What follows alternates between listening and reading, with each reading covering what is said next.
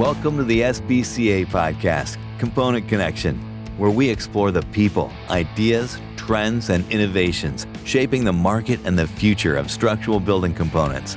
Whether you're on the shop floor, in the office, in the yard, or out in the field, we're glad you're here. Welcome to this episode of the Component Connection.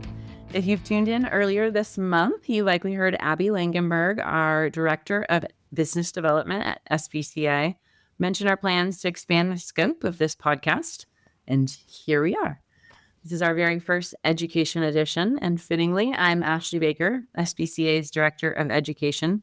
And I'm excited to kick things off by talking about something that's really just starting to make waves in the building component industry, but it's on pace to be critically important to the future of our industry. So today's topic, AI and humanoid robotics, specifically what they mean for component manufacturing, of course. And we're not here to scare anyone. We're here to pique your curiosity and to start a conversation about where those things are headed. So let's jump in. To help us explore this rapidly evolving topic, I'm joined by someone truly special, Steve Brown. Steve is a former executive at Google DeepMind and Intel, an acclaimed author and a wildly successful entrepreneur. And somehow, I've convinced him to join me today and at BCMC this fall. That's right. Steve is coming to BCMC this fall for not one, but two education sessions. Steve, welcome to the Component Connection. Thank you, Ashley. Very happy to be here. Would you mind sharing a bit about your background and your work as a futurist? Sure. I've been doing this a long time. I had a good head of hair when I first started this game. I worked for Intel, the chip company, for about 30 years. I rose to be chief evangelist and one of their two futurists, but based in Intel labs. So helping to think about what's the world going to be like 5, 10, 15 years in the future. I then started to go out my own as an independent futurist, helping companies to understand what's coming next and help business leaders plan for the future. So I have clients that include JP Morgan, Nike, Disney, Hasbro, banks, mortgage companies, you name it. I've worked with a lot of big brands, which has been really fun. I find it fascinating work. More recently, I went back to London to recharge my British accent. Originally British, but I've lived in the US now for 28 years.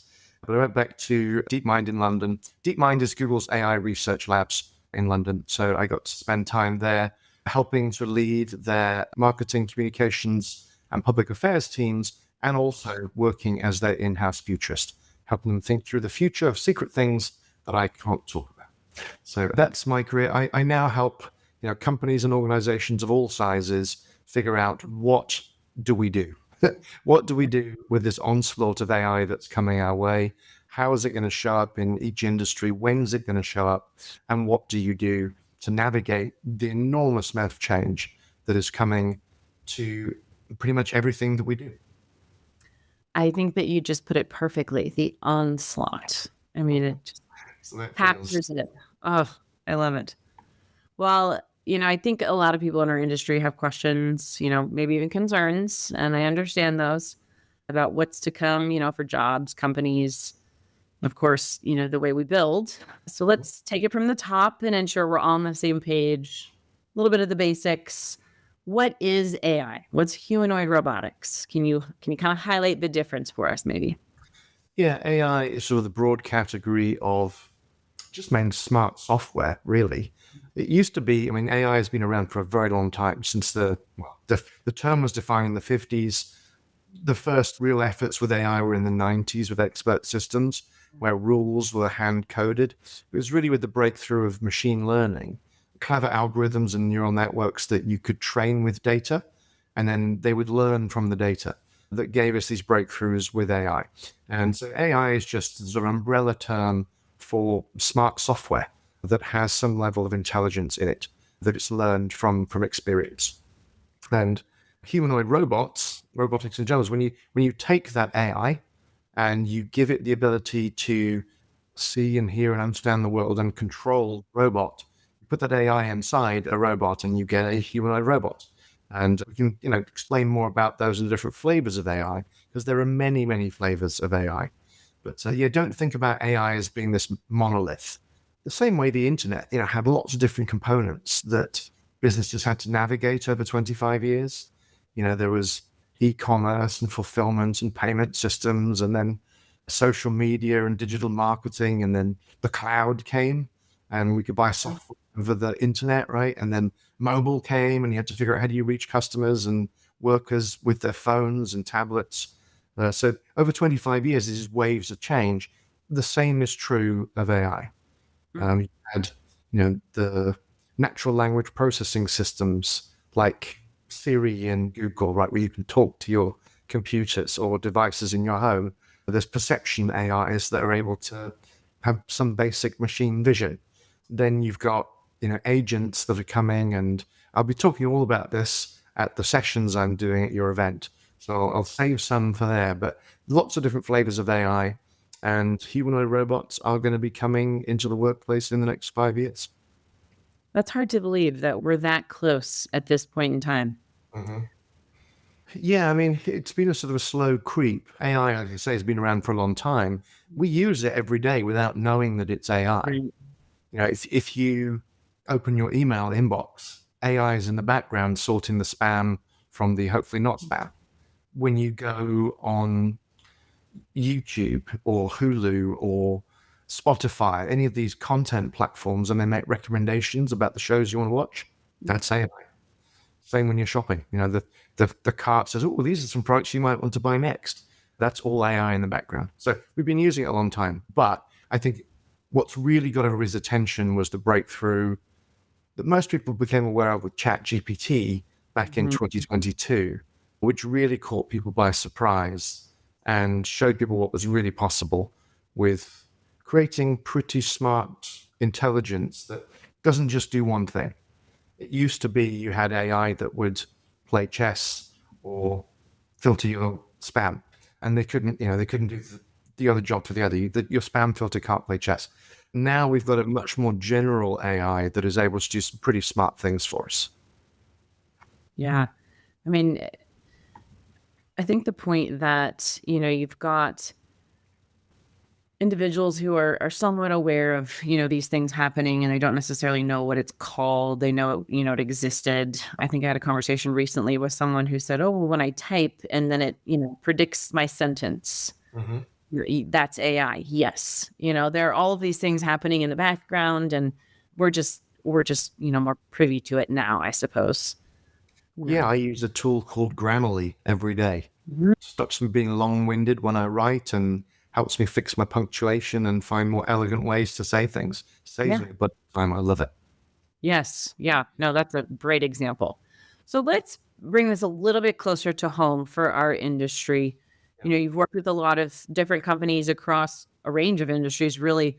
What makes manufacturing and the construction industry important areas for us to focus on or think about right now? How is this relative to, our industry? Well, I think anybody that works in manufacturing or construction knows it's hard to find good people and retain them. There is a labor crunch, and the labor crunch is happening across all industries.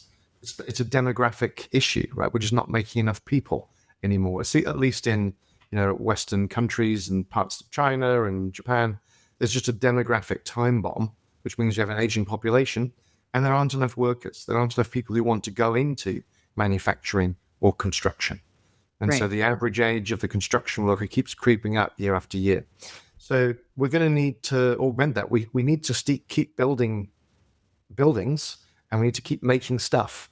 So the best way that we can do that and meet demand is to augment human labor with robot labor and use AI to help fill the gap. So that's why it's relevant. Absolutely. I'm going to jump a little bit here. This is sort of a bigger question, but I think it's relative at this point in time. What are some of the barriers? Why hasn't this happened before now, right? We've talked about AI being around for so long. Why is humanoid robotics something that's all of a sudden now becoming so much more of a reality? Yeah, there's a number of breakthroughs that are all happening around the same time. So what do you need to make a good humanoid robot? One, you need good batteries, because they run on batteries. With all of the work with electric vehicles, People have been working on, dense, powerful batteries. So finally, we have the batteries that enable you to build a robot with about a 5-hour battery life. It's not a full shift yet, but we'll get there. Other things, you need powerful electric motors. So electric motors are getting smaller and more powerful, enough that you can now build a robot. Lightweight materials for the frame of the robot. Sensors. So, here's my phone right here. In putting nice sensors in these things and cost reducing them, making them really amazing. These robots have lots of sensors in their heads, in their wrists, so they can see things. They've got eyes in their arms. So sensor breakthroughs, you needed that. And then really the breakthrough with agentic and generative AI and machine vision that lets robots not just see and understand a bit about their environment, but also you can now talk to them and tell them what you want them to do. And they will even reply to you and explain why they're doing things the way they're doing them. So that is the big breakthrough in AI just in the last few years. And all of those things coming together give us the ability to now build really amazing humanoid robots. Are they ready for widespread deployment yet? No, but it's not going to be long. So that's my next question. How long, if you had to predict, or, knowing what you know and how fast things advance, balancing some of those barriers and maybe limitations so far, how far off do you really think humanoid robots are from being in a manufacturing facility and, helping on a line, doing some of these things that are very, tangible, slinging a hammer? When are we going to get there? That's a great question. It's the big, $64 million question. So these robots have already been on trials in manufacturing and logistics. So robots from Agility Robotics, who are based in Oregon, their robots, it's called Digit. It's a cute little robot with weird legs that go backwards like an ostrich. They've been on trial in Amazon warehouses, so picking up boxes and moving things around. Robots from a company called Figure. Figure is only about 3 years old, but they've been building these robots that have been on trial in BMW's factory in South Carolina. Now, can they sling a hammer yet? No, nowhere near that.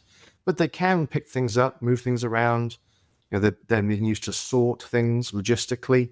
They're being used to move equipment around, move piece parts around, sort piece parts, orient them the right way. So there's some basic things that they can do now, but they're nowhere near yet being able to do the things that a human worker can do. The versatility we have, our ability to use tools and to have fine-grained dexterity. Robots are nowhere near that yet. But as an assistant to a human, if you forget your tools or need a tool from the truck, send the robot to get it. Then stay on the job and stay focused on what you need to do. Yeah. So you're telling me that no robot's going to be vacuuming my house for a few I didn't say that. That's coming. You have this little Roomba, don't we? Well, there are robots that can use vacuums today. And you're going to see home robots on trial. Alpha trials. Alpha means they're going to be in the homes of the people who work at the robot company. On trial in homes this year. Whoa. Which is, it's accelerated even beyond where the people who worked for these robot companies thought it would happen. They've had so many breakthroughs in the last 6 months that they've pulled that schedule in by a couple of years to the end of this year. Oh my goodness. Yeah. I imagine that that's something that would make it challenging to try to predict when, a humanoid robot would be in a manufacturing facility swinging a hammer, because you can say, well, I think it might be, 5 years from now, but that for you. Exactly. We don't really know. All I can tell you is the trajectory and the speed that this is happening. So, I wouldn't be surprised if you saw robots that could do useful work on a construction site by the end of this decade. Oh, technology can be exciting and it can also be disruptive. I tend to skew to the, disruptive being still exciting, right? Things are happening. We're curious.